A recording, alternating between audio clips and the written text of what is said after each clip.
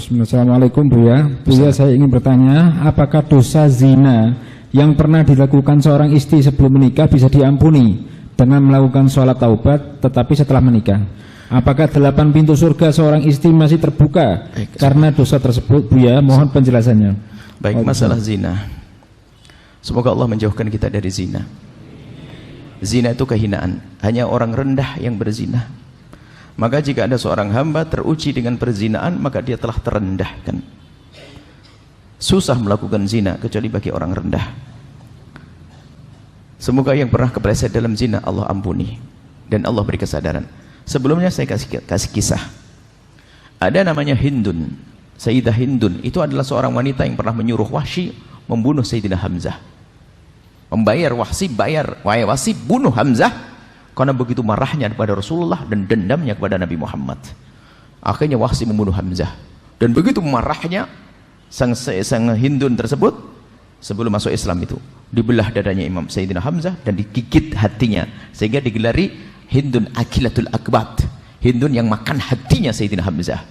Tapi ternyata Allah yang Maha Kasih, pandangannya Hindun kepada Rasulullah berubah suatu ketika menjadi pandangan hormat, sehingga karena pandangannya sudah tidak pandangan musuhan dengan Nabi Muhammad, Allah kirim hidayah, Hindun masuk Islam.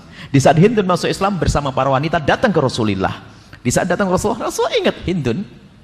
Hindun, Nabi Muhammad menyapa, kau Hindun? Iya ya Rasulullah. Baik, kau datang dengan wanita semua dan kaum wanita? Iya Rasulullah, kami datang dengan kaum wanita. Baik, kalau begitu wahai kaum wanita, berbaiklah kalian, berjanjilah kalian. Ya Rasulullah, berjanji apa ya Rasulullah? Berjanjilah kalian untuk tidak menyekutukan Allah. Kami berjanji untuk tidak menyekutukan Allah. Apalagi ya Rasulullah? Berjanjilah kalian untuk tidak mencuri. Kami berjanji untuk tidak mencuri. Apalagi ya Rasulullah? Berjanjilah kalian untuk tidak minuman keras. Kami berjanji untuk tidak minuman keras. Apalagi ya Rasulullah? Berjanjilah kalian untuk tidak berzina. Diam. Hindun mengangkat suara, ya Rasulullah, atazdil hurratu ya Rasulullah, apakah kebayang orang seperti saya melakukan zina? Kok suruh berjanji tidak berzina? Apakah kebayang? Bagi orang mulia susah melakukan zina. Wanita mulia susah melakukan zina. Baik. Akan tapi mungkin ada orang yang kepleset dalam zina. Artinya seperti itu. Jadi harus tahu kemuliaan diri. Susah melakukan zina. Nggak gampang melakukan zina. Karena seorang wanita yang melakukan zina, dia rela direndahkan, digagai, direndahkan oleh kaum laki-laki. Rendah tanpa harus dengan akad dan sebagainya. Tapi ketahuilah, Allah Maha luas dengan pengampunnya. Mungkin ada di antara yang mendengar suara ini. Mendengar suara ini, mungkin dan semoga tidak ada. Mungkin ada yang pernah kepleset dalam zina. Allah Maha luas dengan pengampunannya. Sebesar apapun dosa tersebut, ketahuilah, kalau minta ampun kepada Allah dengan serius, at-taibu minadz-dzambi kaman la dzambalah. Orang bertobat dari dosa seperti orang tidak pernah punya dosa. Apalagi dosa terjadi dulu pada masa mudanya. Akan tapi urusan perzinaan secara tobatnya yang pertama adalah sembunyikan dari manusia.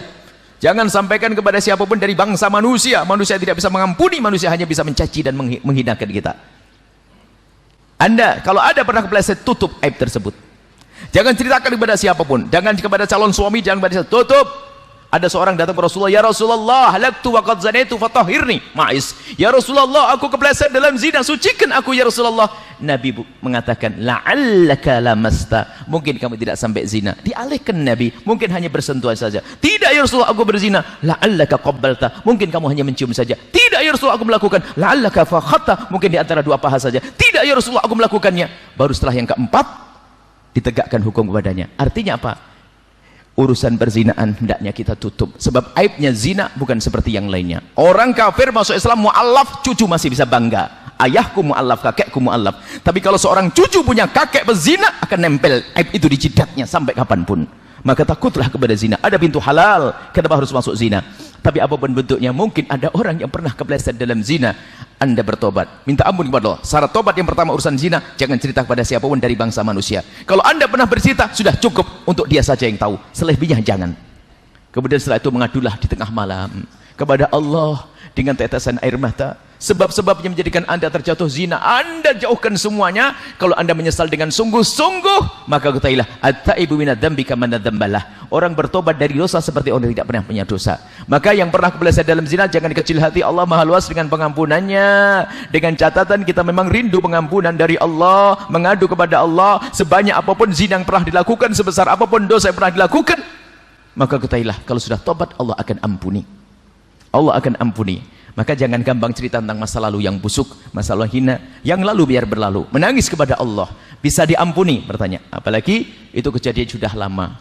Akan tapi lebih dari itu yang perlu kami ingatkan, yang sudah menikah.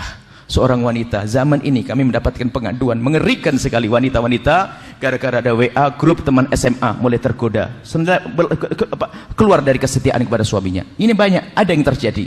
Jadi anak ibu-ibu sudah umur 55, ada ibu-ibu umur 60 tahun, subhanallah, dihinakan oleh hawa nafsunya gara-gara grup WA, grup reuni SMA zaman dahulu, sehingga terkenang dengan tak taunya sudah menjadi duda dia, tak taunya ada WA dan sebagainya. Sudah tua sampai anaknya kebingungan mengurusi ibunya, tak taunya lebih senang lari dan melakukan kehinaan zina. Hati-hati, bahkan punya suami karena dia wanita direndahkan. Akan tapi takutlah kepada Allah. Jaga kalau punya grup WA, hati-hati. Jika ada yang mengajak masuk neraka, jangan mau. Urusan syahwat itu ya, jangan sampai masuk kepada pintu zina, jangan dekati zina. Naudzubillah. Kadang belum tentu orang tersebut lebih bagus, akan tapi setan yang menjadikan bagus. Mungkin suaminya lebih segala-galanya, cuman gara-gara seorang perempuan tidak pernah menjaga matanya, sehingga dia akan tergoda lalu melakukan keharaman dengan laki-laki lain yang mungkin lebih rendah dari segala-galanya, akhlaknya, kegantengannya dan segalanya. Karena apa? Setan yang menghiasinya. Takutlah ini masalah ini. Banyak pengaduan-pengaduan seorang istri, bahkan seorang istri yang ngadu dengan dirinya sendiri yang mengadu. Dia tiba-tiba berkata, "Buya, kenapa saya masih sudah punya suami, tiba-tiba kalau saya terpesona dengan kawan lamaku dan saya susah menghilangkan kenangan itu. Saya tiba-tiba ingat sampai saya dengan suami saya kurang mengabdi." Dia insaf. Ngadu yang gak insaf, bablas dia dalam kehinaan. Begitu juga kaum laki-laki, hati-hati, jangan gampang melihat yang haram, menjadikan sebab di rumah kita tidak indah. Mata laki-laki yang sering nonton yang haram, film porno, lihat perempuan buka aurat dan sebagainya, itu menjadikan kurang semangat dengan yang halal di rumahnya. Karena dia telah dikuasai oleh hayalan-hayalannya yang tidak ada pada istrinya, dan itu menjadi sebab kurangnya keindahan dalam rumah tangga. Maka jaga mata kita, jangan masuk wilayah zina, jangan mendekati zina dengan nonton film-film kotor dan seterusnya. Inilah ya, insya Allah Maha Pengampun. Allah Maha Pengampun. Yang pernah kepleset dalam zina segera ngadu kepada Allah, minta ampun, dan jangan ceritakan kepada siapapun dari bangsa manusia. Cukup antara anda dengan Allah, selesai. Bahkan tidak disunahkan kalau seandainya ada negara Islam, tidak disunahkan kita ikrar untuk dicambuk dan dirajam, nggak disunahkan. Disunahkan untuk menutup. Kenapa? Ini lebih aman. Kenapa? Dia tidak hidup sendiri. Agar apa? Agar anaknya tetap terhormat, agar keluarganya tidak tetap terhormat. Tapi kalau sudah dia dirajam, biarpun dirajam itu masuk surga, maka keluarganya akan berkata, "Oh, nenekmu ya itu, ibumu ya itu." Di zaman sekarang tidak mustahil ada orang merendahkan. Pada zaman Nabi ada. Waktu kisah Ghamidiyah itu, setelah dirajam oleh Rasulullah, mati, dirajam, ada sebagian berkata, "Mici, mati dalam keadaan dirajam karena zina." Direndahkan. Nabi marah. Kalau seandainya ditimbang tobatnya perempuan ini dengan amalnya ahli Madinah, niscaya lebih besar beratnya tobatnya wanita ini. Artinya tidak boleh direndahkan kalau orang bertobat. Hati-hati. Kemudian setelah itu, tolong jangan sekali-kali membicarakan orang berzina, menggunjing orang berzina, dosanya besar sekali. Naudzubillah. Khawatir kita diuji oleh Allah dengan kehinaan yang serupa. Kalau anda mendengar berita perzinahan, bahkan kalau ada orang bercerita kepada anda tentang perzinahan, tutup, biar kita saja yang tahu, selesai, jangan cerita ke siapapun. Inilah cara bertobat dari zina. Semoga Allah menjauhkan kita dari zina. Ada pintu halal, ada cara nikah yang gampang. Kalau belum berani resepsi, ya yang gratisan, ya nggak pakai resepsi dulu lah. Yang penting nyembelih ayam kayak gitu sudah beres. Jangan masuk wilayah zina. Hati-hati ya, zina adalah hina dan hina. Pintu halal mudah. Kalau ada yang menikah hari ini, tak nikahkan depan Habib Syahlan, langsung nikah Habib. Sekarang nikah halal kan repot. Kenapa harus masuk pintu yang haram? Haram, nikah gampang.